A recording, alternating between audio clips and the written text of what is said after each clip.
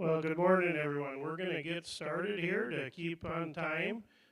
Just a small detail, if you would please be so kind to silence your phones. We are being recorded, so that way we won't have any ringing in the background. So, my name is Barry Visser. I work with Vita Plus in the Minnesota and South Dakota market. Been with Vita Plus for several years as a dairy nutrition consultant, and I've had the opportunity to know and work with MoDak Dairy for nearly 15 years. So today our virtual tour is gonna focus on really an emphasis on young stock, as you'll see as we go through here. But really pleased to have our guests here, Greg Moes and Jake Moes from MoDak Dairy. From Goodwin, South Dakota. So Goodwin's not necessarily that well-known of area, but if you go to Watertown, South Dakota, it's going to be just 10 miles east of Watertown, South Dakota is where they're located. Land of plenty of moisture this year, so just like a lot of areas. So we're going to watch some videos here. Greg's going to give a little overview on history of the farm. We've got some series of drone videos, some videos we're going to go through, and then invite you to ask some questions at the end. So please be thinking about your questions, and we'll get all those asked and hopefully answered at the end. So with that, on the farm history, you'll see a video that's playing, but I'm going to let Greg kind of talk through some of the overview on the farm. So Greg, if you want to take it away. Yeah, this working good for everybody to hear me? First of all, I'd like to thank Vita Plus for offering to come out and do the virtual tour in World Dairy Expo to present it. And like Barry said, my son Jacob here, and I farm with my brother Jim. We're all both born in the same year, so it was 11 of the siblings in the family. So Jim and myself and my brother are the ones on the farm. What you're seeing here is a barn that was built in 2008. Well, we kind of back up, but maybe some of the really good history of for our farm is it's been in our family for over 130 years now. So the same, it's never been sold. It's always been transferred down to the next generation. I mean, transferred, it's not been sold. It's always been just handed down, so nobody ever had to buy it.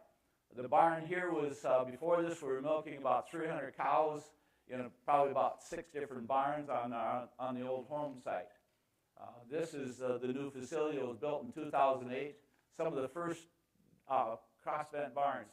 It's home right now for roughly about 2,600 cows milking, with about 250 dry. They were bringing up the components. We kind of stress a lot of components through feeding and our nutrition work and our cow comfort. Right now we're pushing a 4-5 butterfat, 3-5 protein with energy corrected milk of 110 pounds. We grow we do grow all of our own forages. The corn silage and the alfalfa, roughly farm about 5,000 acres. And you can see through the piles and everything, we usually put up somewhere around 35,000 ton of corn silage, somewhere around about 10,000 ton of haylage. We buy most of all of our dry corn. We purchased a feed grinding mill about 10 miles away a few years ago. So that's where we buy all our corn and bring that in. We were kind of focusing on the Heifer facility. This is back in probably about 2018. We decided we either do something or we send our animals to Kansas or somewhere off-site. So we found this used to be an 80-acre slough, pretty much is what it was. You can see it around, but we decided to build, and when we decided to build, it was in the COVID year of 2020, and we were all ready to start breaking ground in May of that year. Milk price crashed, and we took a step back and said, no, we're not going to build it. Well, by August, milk price come back up, so through the COVID year, through that whole winter, we were building a facility. There's the cross-vent barn is pretty much the same as with our milk cows.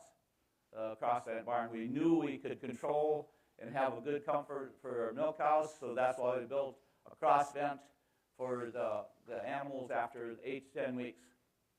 These other barns here, this is where we wanted to make sure we had taken care of our, before we had this at our own old farm site, we had 8 different barns, old freestall barns. We were taking individual pens going into that barn and feeding. Every morning we were feeding and running around in individual pens, hutches, with about 600 calves. So we were keeping all the crossbreds and all our Holsteins all before then, but we needed something where we, in South Dakota's winter, we didn't need to have hutches and individual pens. It's a lot of work. Okay, thank you, Greg.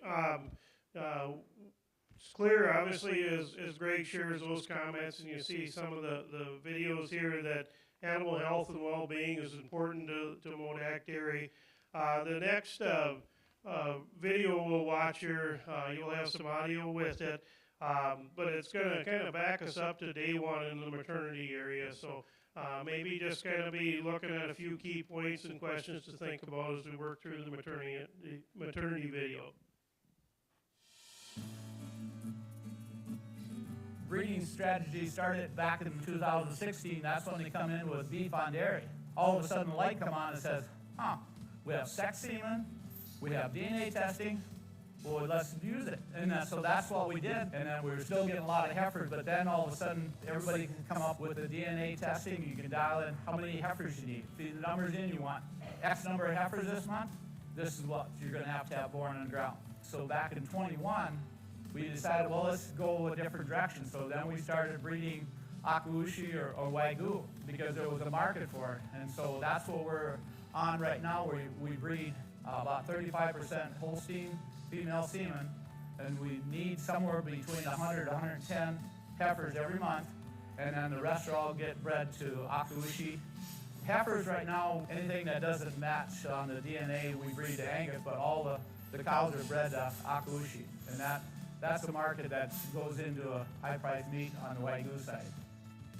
The calving protocol is how we do it down there. One person on each shift. His job is to push feed, but his main job is to watch the close-up pen and the first calf heifers, watch that. And when they go into labor, they're all in free stalls up to that time, and then they go into labor, then he swings the gates and moves them in on the straw pack, and he starts calving there. As soon as that calf is born, we take a little pink tag, and the gentleman goes out, and he looks at the cow number, and he writes her number on it with the date, and it's put in that calf. As soon as that calf hits the ground, we milk the colostrum from the cows. Every cow is kept separate with her bucket. When they come out, then they take and they actually test the colostrum from each individual cow. Anything 22 and below, that gets taken off, and then we actually mix 2 pounds of SCCL with that before we feed it.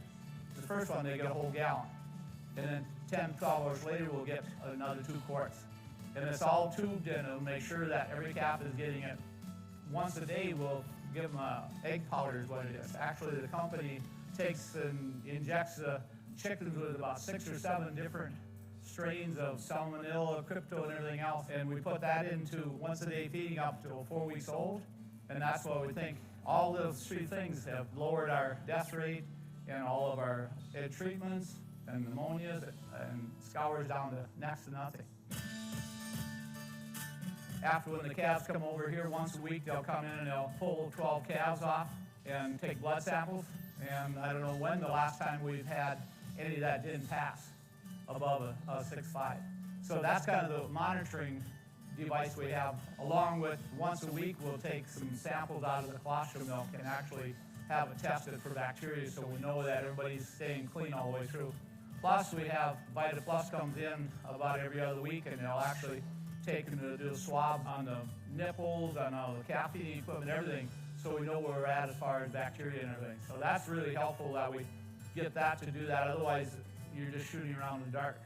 All these calves, from the time they're born till all the way through their whole life, everything that we do to them, whether it's vaccinating or a treatment of pneumonia or diarrhea or anything, that's all recorded and goes into PC Dart. And then we have charts on the wall that are really visual. You can see every barn when they moved out, how much feed they got, how many we treated for pneumonia, how many we have to treat for diarrhea, everything we know. It's all set up on protocols all the way through.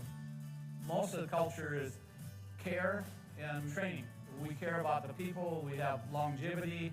Our calf manager been here for over 25 years. We have longevity on almost all of our whole crew. We got a feeder that's 35 years. So I mean, the care of the animals, it just snowballs into the care of the people. And if you show the care for the people, they're going to show the care for the animals. And the education, that's pretty easy to do because we have a lot of people, whether it be Vita Plus, they have people to train, whether it be Spanish or anything else, all the different segments of that. That's what's probably been the most helpful about all this. We can do all the work, but if we're not knowing what the right work to do, or when to do it.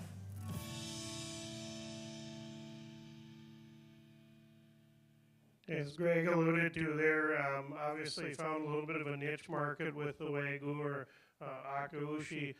Maybe Greg, just one quick question as before we move on, and we've got it up on the screen here, but describe some of the benefits you guys have seen from raising the Wagyu or Akaushi. Mostly the reason when we started in with the sex semen and going, we were breeding limousine and any other kind of breed, but we got to the point we were frustrated because when we wanted to finish them, so we were raising them as babies. We'd finish them all the way out, but when we went to sell them at a market, there was only one market that would take a Holstein cross, number one, and even when they went there, you couldn't sell a white one, too much white on it, it would look like a Holstein, so we didn't want to have to pre-sort. So then we went out and we started looking. We wanted something that didn't matter what color they were or anything else. We just put them on a truck and go. So then we come up with Genix come up, and they had a program where they would actually come and pay us a premium if we used the Wagyu or the Akaushi. Wagyu's easier to say than Akaushi, so that's why we use the Wagyu. But the Akaushi is an American breed of the Wagyu, and they come up. And they had bulls coming out of a Hart brand in Texas that if we use their bulls and we finished them, they would buy the animals back as finished with paying a 25-cent premium. So that's kind of why we started off in that other niche market there, because we didn't want to do that. And with the Holstein cross, you'll get reds, white ones, black and white, browns from the Wagyu, and they don't care. They don't care if they're or they're heifers or steers or whatever going down there. So that's been, right now, that's, with the milk price where it is, that's what's been pushing our bottom line. It's really been helping us with that. But that's kind of describing why we went that direction on that, because we wanted to do something, but just being a commercial selling them out, it wasn't worth it. Very good. Thank you for that, Greg. We're going to kind of walk through the next couple of clips. We'll show the next stages through the calf's life, starting with the calf facility. And as you watch the video here, maybe just point out a couple of key things that maybe a little bit unique. One would be the feeding system, the Hatfield feeding system, and then probably primarily the ventilation system. So we'll go ahead and roll the video, and I'll be thinking about some questions related to that. Probably the number one reason that we were looking at a new calf facility is we have all the people in place. Our staff was used to taking care of calves at our old location, and we wanted to make something easier and more efficient for the people and the calves. The layout of the facility, every barn is 100 feet wide by 150 foot long. And in that, we have 12 pens, which are 10 by 26 feet long. And the reason for that is because of 9 headlocks in 10 feet. So that's kind of why we come up with a 9. It's set up so when they come in, it takes us about 10 days to 2 weeks to fill this barn. And then once it's full, at roughly 108 calves in 12 pens, we don't put any more calves back in this barn. That is full, stays that way till they reach between 9 and 10 weeks old. The whole barn goes out. It's all flushed down and cleaned up and sanitized before we ever move any more calves back in it. That's kind of the unique setup of this system here. As you look at the calves, you can see it's really easy to manage calves in this setting here, because if they don't come up to drink, you know that they're something they need to pay attention to. And then when you have to pay attention to the calves, whether it be vaccinating or doing anything or just checking the calves and feeding them, they're all locked in headlocks. So we have complete control of that calf and then the environment around it. Like we do with our freestall barns, our crossbend barns, we want something that we can completely control the environment around it. So that's why we come up with this style. It's a 10-foot high ceiling. It's all insulated. It's negative pressure, and then that's what makes the ventilation work. You can see down here we have a probe in the middle of the barn. That goes to a controller in our little room over here that controls, and when it calls for, say it's 50 degrees outside, it says 50 degrees outside, it wants to be 50 inside. That kicks all the fans in. We have what we call the clamshells here. There's 36 of them in this barn, and they all regulate on temperature. Say it's 80 degrees outside, they'll be like all opened up. The air comes in the eave, and then it's sucked in through them clamshells, and they're positioned so that it would squirt it down right in the middle of the pen. And then it swirls back out and it goes back out the chimneys. The chimneys are actually on that side of it sucks out them chimneys. When we first put the system together in the summertime or in the spring or fall, it was so breezy, you're cold. So then we figured out in the system is set up so every day we can start out with the level of the first day, and then by the 10th day, every day it increases that ventilation, so it's not just move the same amount of air as a baby calf as a 5-week-old calf or a 10-week-old calf. So that's kind of why we settle on this system here, is that there is not very many systems that it self-adjusts. You know, it's either you can variable speed fans or to speed up the tunnel or the tube or just other things, but this one you actually control what kind of air, where it's positioning it when you're moving it in. During the summertime it'll be 90 outside, it will be 90 in here, but with the amount of air and the moving in here, it doesn't feel like it. The calves are all spread out, laying around, they're not cuddled and huddled up somewhere and sweating and fighting flies. Our feeding protocol is pretty simple. We feed whole pasteurized milk. That's what we do right straight from the tank. We have some waste milk in there, but probably 80% of our milk is saleable milk. And that's all pasteurized. We pasteurize it, heats it up to 140 degrees, hold it for 1 hour there, and then it cools it back down, and we start feeding at 113 degrees. But before we start filling bottles and everything with that, we actually put a fortifier in, which actually is a magnify from Vita Plus that we've been putting in for lots of years. It does boost some of the solids in it, but we feel like the growth of the calves, it brings back in some of the things that stomach needs to continue to grow and be healthy. Right now, when they're 10 days old to 2 weeks old, then we switch them from 2 quarts to 3 quarts. And they stay on that 3 quarts till they're 7 weeks old, then they go down to 1 3-quart bottle at night, and then they'll stay on that till they're 8 weeks old, and then they're weaned off. What we've come up with is that we leave the calves locked in the headlocks for 15 to 20 minutes after they're done drinking the bottle. They just stand there. They're not hurting anything. They're not like they got to go back and make milk or do anything else. But when you let them go from that, it's just like when you release a bunch of little kids. They all run to the backside here, and you can see where they have really easy access to feed. And then the biggest thing, I think, more than anything, is water fountains. When you look at these water fountains, how they're taken care of, everything is all, during the winter, it's warm. The water is there, easy access from it, easy to clean. Our bedding right now is we use either wheat straw or oat straw. It takes 2 round bales to clean this, and we clean it once a week. We have a chart on the wall here. It tells us what day we cleaned it, so we know when it gets close to that day, it's time to clean it again. When we go to clean, it's set up so there's a center post so we can lock the calves all on one side. They're all locked on one side. It's really easy to come with the skid steer. We actually come in and you get behind it and you just push the bedding out. So it usually takes 2 guys probably just a little over a half hour to clean the whole barn. It's really efficient. Sanitation protocol, every calf coming in has to be well taken care of over at the maternity area. If they don't pass the muster over there to get here, that's when you're going to have trouble. When you come into this barn, you walk in an area, there's sanitation in the booths. When everybody's working with calves, we all have bib overalls, coveralls on. Everybody has to put coveralls on when they come into the barn so that they aren't bringing anything in from other locations on the farm, because our staff, they go around the whole farm. They feed calves, then they go and take care of other animals because we're so efficient at feeding calves.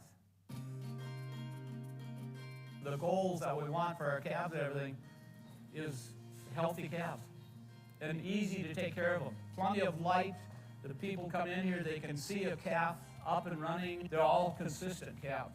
We look at benchmarks of 2 pounds gain, which is pretty easy to do in the system. Mortality, we stay down mortality in the first 100 days at less than 0.5%.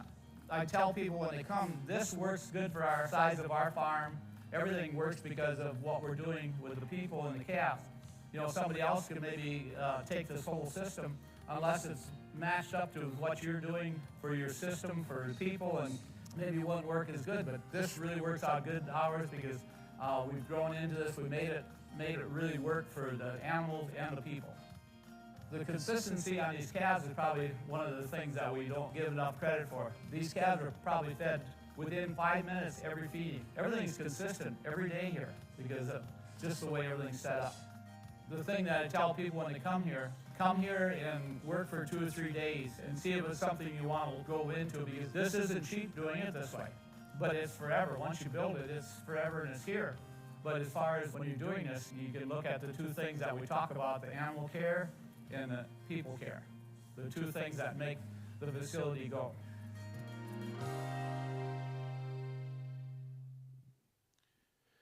And it's point out that those barns you saw were not all built exactly at the same time. They were kind of built as a series, one after the other. Maybe as you go back, Greg or Jake, on that, when you redesign your facility, would you do anything different, or did you make any changes as you went from the original barn to the next segment? It's kind of, we kind of go back in history a little bit. Back in 2017, we toured some dairies in Iowa that had 3,000 calves on the Hatfield system where they were in barns and everything. And we went home in October that year and we had an old 40 by 150 turkey barn. And we punched holes in the concrete, we put poles in it and used 2x12s for the curbs and old soap jugs for feed and water in the back. And that was in 2017. That's where our barn design come from. Because in that old turkey barn we had 6 different ventilations. We had tube, we had tunnel, we had side vents, we had chimneys, we had all that. So that's kind of why we got started on this other design, because that one was working so good, and that was only for 100 calves every 8 weeks. So that's why we built that. But to come back, the first barn we built in 21, we populated in December of 21, and we didn't build the other barns until every year later that. But the only thing we changed was some of the curb height from one barn to the other. The reason, we did what we did with the ventilation and everything and the way it is, it's really easy to change stuff.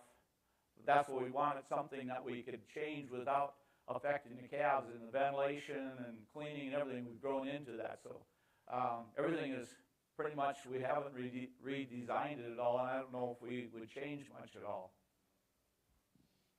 I just remember when the first one was built, talking to both Greg and Jake and looking at the ventilation system and saying, how is this going to work? Let's just do one first to make sure it works. And fortunately, it obviously worked out well. So it's obvious that calves come out of that facility ready to roll. The next quick video here will be be showing the heifer facility, and actually Jacob, who's instrumental in kind of designing this, can kind of talk through the video. So go ahead, Bethany. So the calves come in around that 9 to 10 weeks old. They'll start on a straw pack just to get acclimated to the barn. It is a cross-vent barn. There's 130 fans blowing to the north. We do use compost here on our dairy. We used sand with a sand lane here. We do collect all the manure, and the stalls are bedded with compost. Here you're seeing all the calves. They'll move down. The barn's 950 foot long. These calves on this half, or this straw pack, will move down as they get older. They'll enter into the stalls anywhere from 7 to 8 months, and then they'll just move through the system. Zigzagging through the barn. They'll be bred here. One thing we found with the facility right away, our heifers were getting too fat. They weren't getting exercise. They weren't out in pastures. Heat stress, cold stress with flies. There's no flies in the barn. So we had to really bring the calories down on these animals just because they were overweight showing up to the dairy. It was kind kind of a neat feature that just happened. Even at breeding age, they were a little too heavy, and we were struggling right away with the breeding age ones with the breeding program, but we've since fixed all that. And it's all these heifers were anywhere from 9 miles away to 2 miles away. We were hauling feed. We were relying on neighbors, facilities that probably weren't ideal, even our old facilities. And putting them under this roof is just, they enter this barn and they don't leave until they're 3 weeks pre-calving. And it's, yeah. Oh, and it's made it easy for, there isn't 17 to 20 people working on them. I have 1.5 people that have to manage this barn. I say 1.5 because the half guy starts at the dairy, and then he takes care of the bedding, and I've got one main manager over here that works 6 days a week, and it's ease of people. I mean, obviously I've got feeders and breeders that come through, but it's pretty minimal on the amount of people needed. And the comfort of the cows, I wasn't sure if the compost was going to be the way to go, but it's working, and the cleanliness of the heifers really kind of blew us away with the compost, and then the auto scrapers too. We've got the scrapers in there, and maybe as this finishes playing, Jake, one comment I think you maybe mentioned, but far-off dry cows are also in this facility. But also on that, are there some of what are the bottlenecks, or what would you maybe change with this facility? Some of the calf sizes have changed just with the calf facilities. I've got a bigger calf being presented to this barn, and some of my first stalls, I guess, where they enter in. I don't know if we can put them in earlier, or there's no redesigning the stall other than width, but that was maybe one of the hiccups. And with the scraper systems, we put a channel in, and that's been kind of a pain that we've dealt through, and there's no changing that either, though. But no, it's, I guess, also the diets. I mean, we had to readjust some of that too. Yeah, I think we've kind of had to learn, as you kind of hit on this, but you had heifers on how many sites? Probably 7 sites? Or yeah, at least 7 sites, yeah, different growers and everything. And it was constant trailering. It was 6 days a week of loading cattle up and taking them somewhere and hoping they did a good enough job or put up good feed. And it was mentioned a few times about consistency. I think the one area you see that is your first calf heifers coming in now, and again, some of those ranges and management in those facilities created quite a bit of variability on those heifers. So, so with that, want to thank you guys for kind of, being vulnerable and sharing what some of the challenges you worked through. Going to open the floor to questions here in just a minute. I just have a couple of quick ones I'll maybe kind of start off with. So could describe a little bit of the makeup of your internal and external support team, who has kind of helped you get to where you have in these facilities and protocols, and just your calf and heifer management in general. I guess if you want to go back, it probably started way back when we were milking 300 cows. We're not experts at going, and we used to be able to go around to other dairies and look at the whole neighborhood at dairies, so everybody's doing the same thing. But as we got over 300 or 400 cows, we didn't take time to go, and so that's why we bring the like-minded people in from all of our consultants, from the feed managers, from our veterinarians, and every 6 weeks we sit down in a room with everybody, and they get a PowerPoint to start with, and they go back with KPIs and look at all that. It's all presented to them even from our zoetists, breeding, veterinarians, our crop managers, our feed managers, everybody. We sit down every 6 weeks, and that's been really helpful because we don't know what's going on out there in the real world. So anytime we can get any information out, what's going on, what everybody's trying or not trying, we don't have to try it all, but we touch on trying the stuff that somebody else has proven that we can bring back and do. Very good. And maybe one final one here. Mentioned the 130 years, the 5 generations, and the 6th generation coming up. So maybe where do you guys kind of see MoDak Dairy going in the next 5 to 10 years?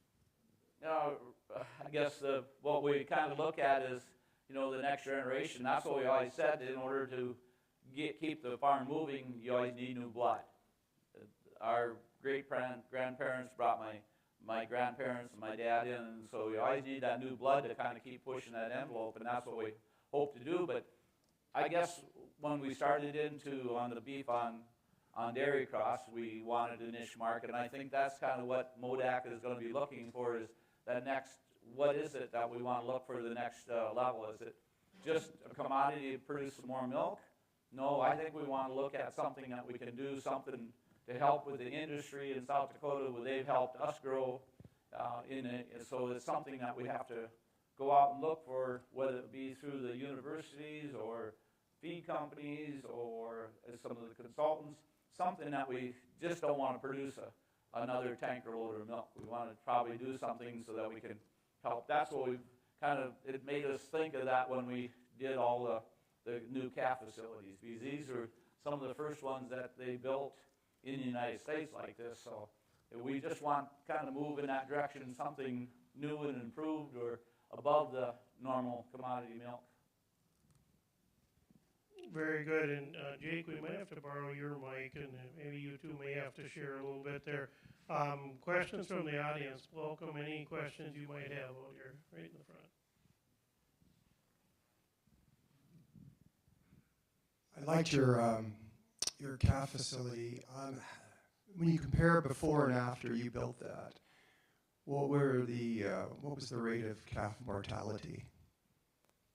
Oh, I would say it wasn't bad before. We were down around somewhere around 2%, but some of the treatments for pneumonia and diarrhea, that was something we struggled with. And even when we built the first barns, we struggled with some of the diarrhea and the pneumonia and stuff. When we first went in the first barn, we actually had what we call one guy. He would follow back when they were done, and he'd go back, and he'd be the veterinarian, and he would be checking the calves. But nowadays, you can, when we go through now, we've kept backing up to the maternity areas. That's where we found out. That's where our holes were, the maternity area. We went back and 2 years ago, we started feeding the extra second colostrum. We started mixing, made sure that everything was above the 23, and sanitizing. We talked to different consultants where they were having trouble with salmonella in the calving when the calves were being moved to a different location. They went and found out the walk area where they went in to pick the calves up. It was in the walk area where the sanitation was. There was salmonella, and they were taking it and moving it to the calves. So anytime the people come in contact, whether they go into the barn, our little calf bus, whenever they go from one location, before they touch it, they go in and they sanitize their boots. The guys checking the cows, once they go out in the barn, they rinse their boots off, they're sanitized before they go even look at the calf. Sanitation is one of the things that it takes time, but man, it's so easy to do, because you may not do it every time, but you're breaking that cycle that you're not transporting in. And when we clean these barns too, that's the other thing, is that all in, all out. So that's some of the things that really we learned. Other questions? Up front. Great presentation, Greg and Jacob.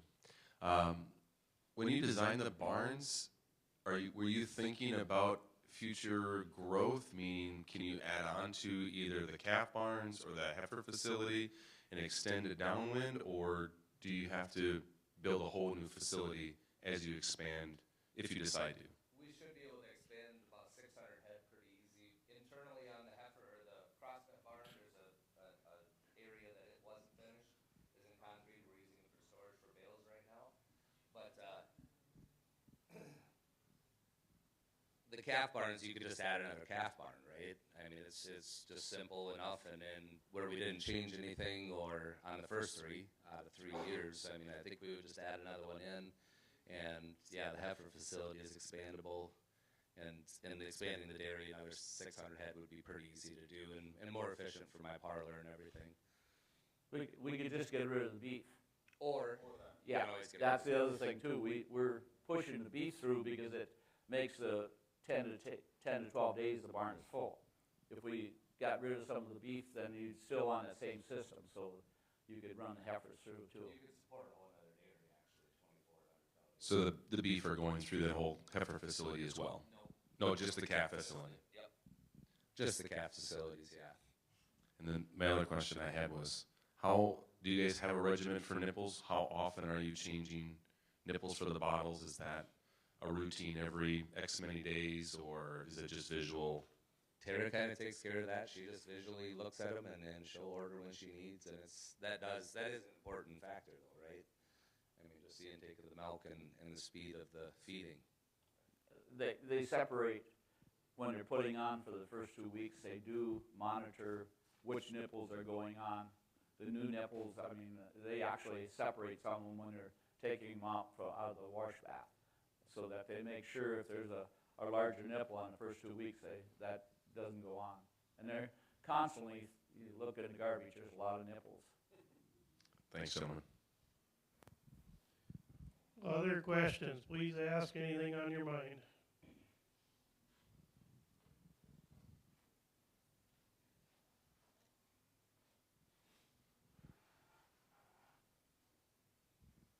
First off, great presentation. And my question is, do you feel like with the calf facility, you have it in the center there, do you feel like you're losing a lot of space with concrete on the edges? I feel like you could expand it more or like build another one.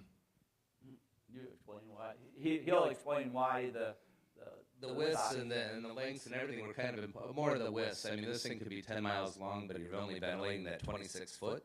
That was critical without adding more fans. We kind of maxed out, like you said, with the 36 clams, but we could add more fans and get more throw for the wind or the air to come across. But that was the size we needed, and the reason we went with the 108 calves is because that's what we do in 2 weeks, right? Again, for the all in, all out. Is there some wasted space? Probably. I mean, there's no skid steer. It's quite a wide alley, but the math worked on the pen size, and yeah, outside of scrunching up the outside lanes, there's not too much wasted. Thank you. I think, too, on add to that is the air volume. You need so much volume. You didn't want to have too much volume, like 12 or 14-foot sidewalls, but I think the volume is when he was looking at a lot of the ventilation, we wanted to be able to control the air around by the calves.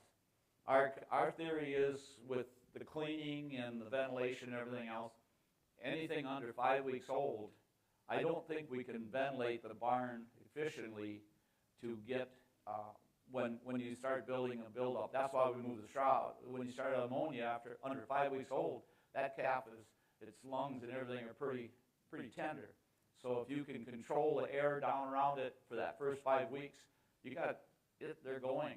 But with that ammonia, we don't bed on top of bedding. That's the no-no. So you've seen how wet that was in a week underneath there. Well, that little calf is down there laying in that, and it's just, you get rid of that ammonia, that just makes it a whole lot easier for everybody. We've done ultrasounding.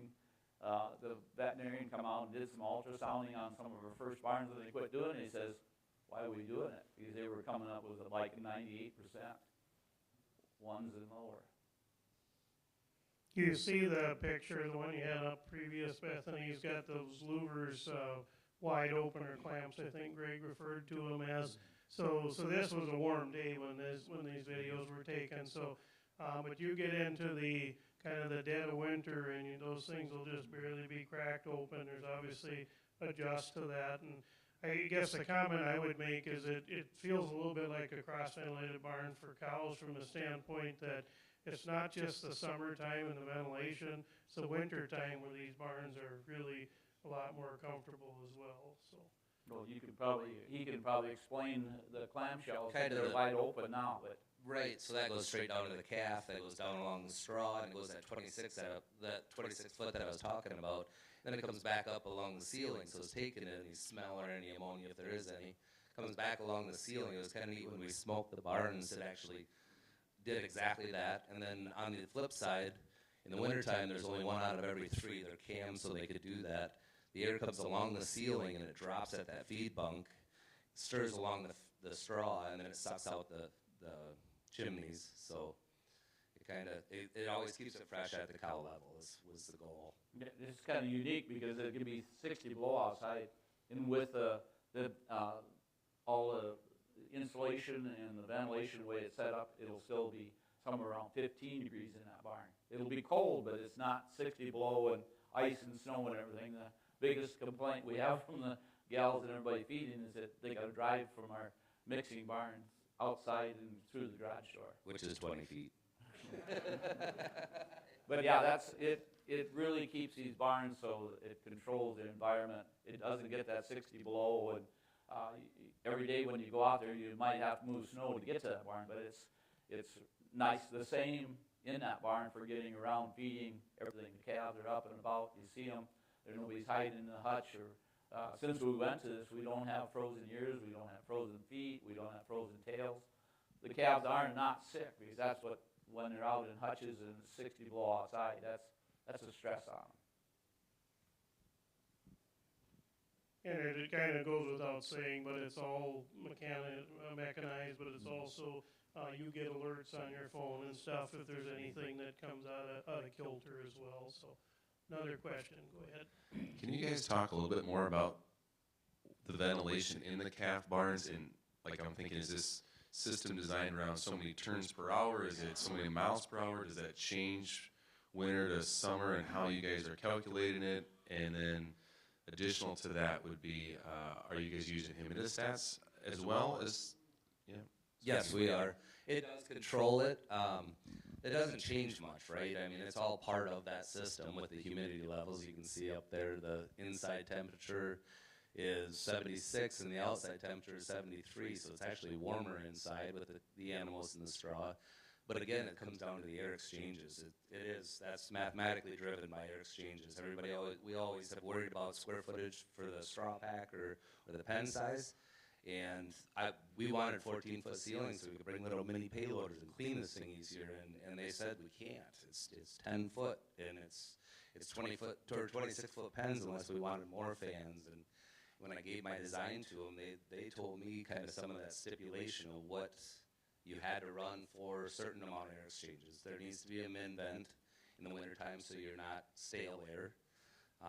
But it's still, it doesn't get cold. It's not. And in the wintertime, they have coats and things on them also, so it's a comfortable barn.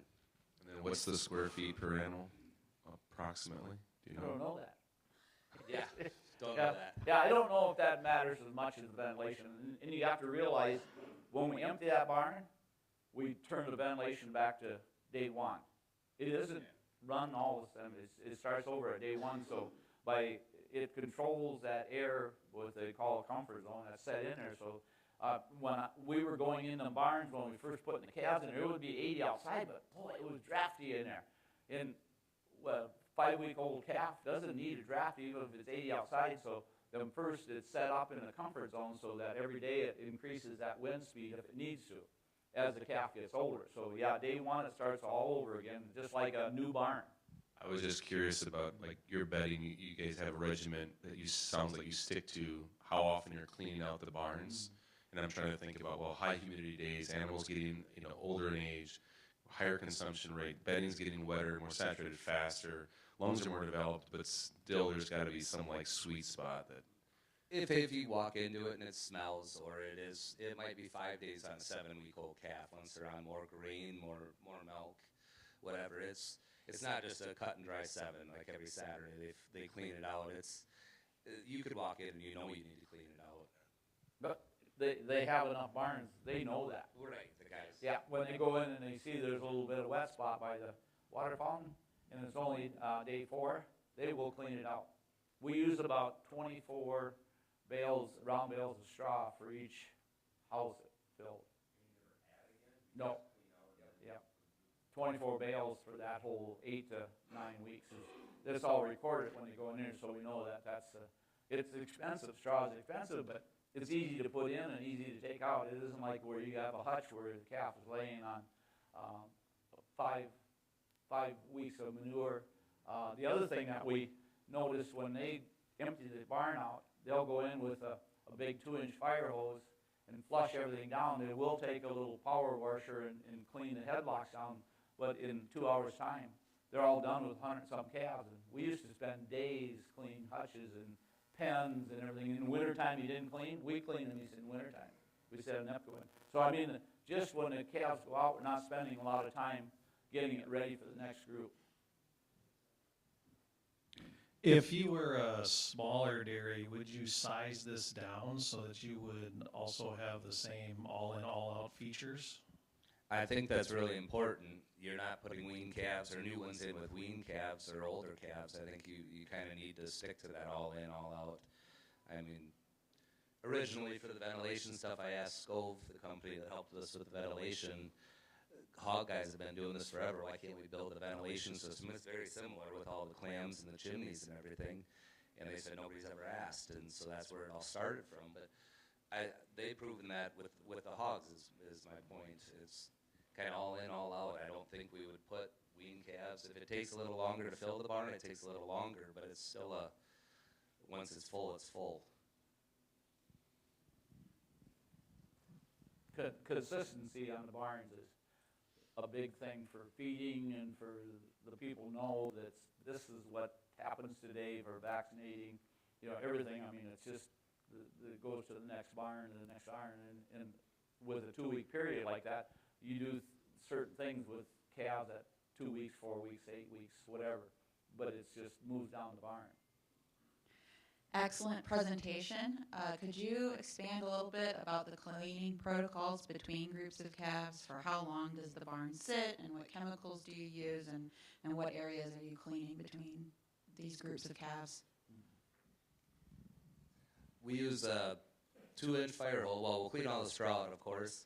We will pressure wash the headlocks because it's got the milk scum. It's got the foam underneath on the ground. We pressure wash all that. Go in with a disinfectant in a backpack, hose all those, or get the headlocks all knocked down. Yep, they go back second time after that dries on, and they'll do it again.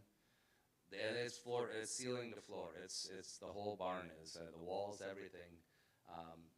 Like we said, every barn that was built in 21, 22, and 23, and you walk inside the barn, we had to put pen numbers inside because you didn't know which barn you were in. They're mirror imaged.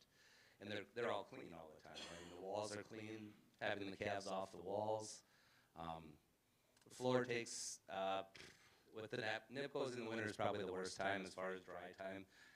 They might only sit for a couple days depending on my calving pressure. Might sit for a week, just depending on some of that. But what the regimen is, and even when we put that straw in it, if the boys see there's a bad bale of straw, they won't put a bad bale of straw in there. Something that's a little bit wet or something. No, they make sure that we keep good straw because we found out that if you take bad straw in there and you get a couple calves that are sick or something, so they really fussy about the straw they put in too. I might just piggyback on that, Jacob. In the heifer barn, mostly free stalls, but you do have the pack barns or the pens on one end. Maybe pertaining mostly to bedding. What's your strategy there? Every Monday, Wednesday, Friday, we bed the straw pack on the older calves. This was taken on a Thursday, clearly. I remember. And then it's cleaned out about every other month or every third month, just depending. Once it gets to the bottom of the gates, which you can see there's not much bedding there, but once it gets to the bottom of the gates where they can't open them to bed them or get around with the shredder, we'll clean that out, stockpile it on a pad by our lagoon, and then haul it out when we need to the fields. I have a question, Barry, and thank you for being here today and sharing with us. Question about the bottles. So does one trailer feed one barn and then you're going back and refilling? And are you sanitizing bottles, nipples in between? No, How is that process all working? We actually just bought another trailer now because we retrofitted our old barn back again. We started with the 2000, but no, each trailer holds 105 bottles. There's bigger trailers there. When we were at our old facility, there's one with 145, but each trailer will hold 105 bottles. We have 180 calves, so we got to throw 3 bottles on there. But they bring them back in after they feed everything, and then they go back and pick up bottles. And then that trailer goes to that barn every time, because we didn't want to cross-contaminate trailers in and out of older calves, the little calves, back and forth. That's what the consistency at cleaning. If you go from one side of the barn to the other side, there's a bucket sitting in our little warm room where controls are. You wash you sanitize your boots in there, everything.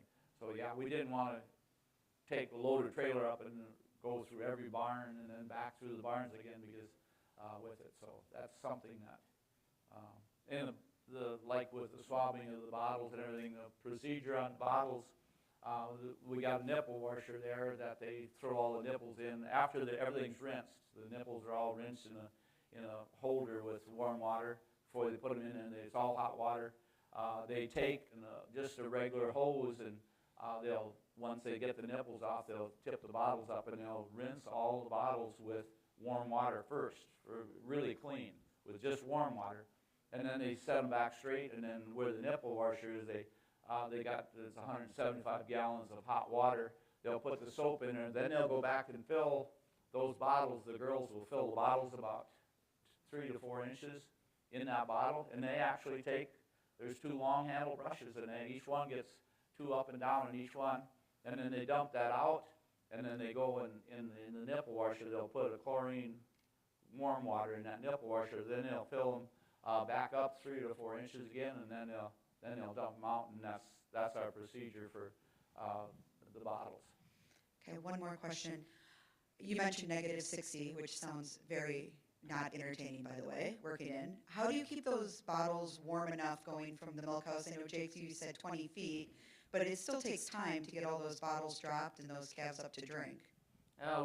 We tried measuring it and tried with the gun measuring it, and we started out at 113 degrees, and by the time we've come back down, it goes to 109. It's just one person stays and fills bottles and put nipples on, and they just kind of, so we don't worry about the temperature anymore. We were thinking it was getting cold or hot or whatever, but that's the thing, is just the consistency every time. The calf, it might be a little colder than that during the winter, but that's what, if it's the same every day, then you're not up and down with it. If it's going back in, if it gets too cold and goes back in at 107 or 108, and it's going into that same barn, that same way every feeding, then you're all right. It's when you get 113 and the next day it's 108. So I think that's the consistency is what you got to work on. Because it takes them to feed all 600 or 700 calves. By the time they start filling bottles and somebody filling and taking them out, they probably have them all out in an hour. It takes them longer to pick the bottles up and clean them than it actually does to feed them. So it's about 10 minutes to drop the bottles on those 108 calves, so I don't know if there's much of a temperature difference. Like you said, pretty minimal. So in the barn, how many people do you have feeding calves, and then do you have somebody who's following, helping maybe some of those slower calves get up? How do you manage the flow of the people at feeding time? They just, when they're getting the bottles full, there's usually 3 people that go in, one driving and the other one's dropping nipples in, and then when they get that one done, then one person stays there to go and check to make sure everybody gets locked up. We had to train ourselves not to train the calves. Because we used to, when we first seen the new Hatfield system, they were all going down the line. They'd have 2 people pushing calves in and locking them up. And we started that way too. We'd have 2 people jumping over the pens and pushing the calves in. And we figured out, well, why do the calves have to train us? Let's have the calves come up and lock them up. And so that's why when the 3 people go in and then one stays there and he'll check and make sure everybody drank, everybody's locked up, and then we'll check the feed and everything else. So, and then the next ones go on to the next barn. So that's kind of our system is set up that way, so that otherwise pretty soon you got 4 people in one barn feeding. And you don't need that, but that's how the calves, they don't like people in front of them. So the quicker you can get away from them and leave them, we'll probably have 2 or 3 calves that they fight the headlocks. So it's just like cows, but that's the nice thing about headlocks and calves, they're pre-trained. Okay, I have one more question. You didn't mention cross-sucking. I think in any kind of group paired housing, you can't have a discussion without at least addressing cross-sucking. Yeah, if you don't like cross-sucking, you don't build this. Because, yeah. So how do you manage that? We don't. That's the thing that we're trying to figure out how to get that. We do some of it by leaving them locked longer, but the biggest problem is the dang beef.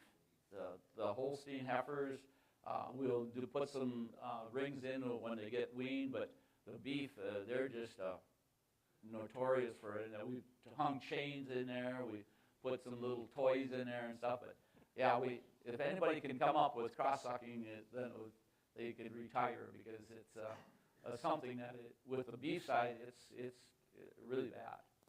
Okay, thank you. I think you will notice that with that 20 minutes, so that really helped when you guys went to that extra time to kind of just in the headlock. Yep. Any last minute questions? Go ahead. My question was, I think you mentioned the waters after you let them go, they go back there. But I'm pretty sure you said that they go back to warm water. So is that tempered water? So it's warm water? Heaters are on. Okay. 70 degrees, 75. Okay. Just in the wintertime. Yeah. Well, otherwise it's probably 60 degrees during summertime. And you guys never do follow-up bottle? Have you ever done any follow-up bottles with just plain warm water? Most of the time they won't drink them. Okay. I have a question about the waters too. In the video, Greg, I noticed the plug is inside, and so you don't have water running out into the bedding? No, that's all, goes down into the drain. On the backside of every barn, there's a pit back there, so when we flush the barn down, it all goes in there. But then with the heifer facility, he needs water in the manure pit for the separation. So all that water, if somebody walks by and it looks like the water's a little cloudy, they just pull the plug in, and there's always the brushes there. And yeah, if you don't want to drink the water, then don't expect chaos. And I noticed you went with larger Ritchie fountains over the traditional smaller ones. What led you to that? Just the size of the pen, so they could both reach through enough and get it there. Yeah, if you go in there 2-3 days old, you have back there drinking water, and as soon as they're done drinking water, they'll go and nibble on feed. That's really makes you feel good when they do that. I don't want to underemphasize that, because in one of your previous facilities, Greg, for even the wean calves, you had Greg and Jake had waters in the feed bunk, but the only way you could drain it, just pull the plug, and it's just, I know that was an idea that came with some thought, but really innovative to have that water draining into a drain tile. So we are just about out of time here. So Greg and Jake will be around. More importantly, they are willing to come to the booth between 1 and 2 o'clock. So certainly invite you to catch them a little one-on-one at that point, if it works for you. Got some information on some of the chairs if you're interested in any information on any of the calf products that we have in our arsenal or anything along that lines. Most importantly, I really, really want to thank Greg and Jacob for being here, kind of opening up what they're doing, sharing ideas. I was mentioned briefly that the tours and the interest this facility has garnished over time, and I know there's identical facilities being built, and I think, yep, and I think it goes beyond just this facility. The MoDak family, or Moes family, the MoDak Dairy, as you've heard, have been in South Dakota a lot of years, and as the dairy growth has happened there, one of the first stops some of those people make is to MoDak Dairy. So it's a testament to you guys as a family and an operation to open your doors. So with that, appreciate you guys attending. Let's thank Greg and Jake, if you would, please.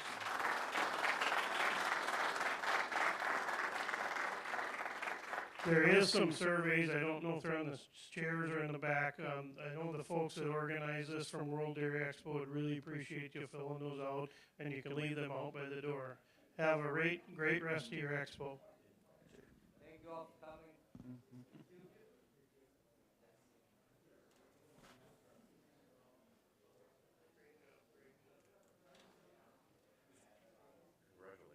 think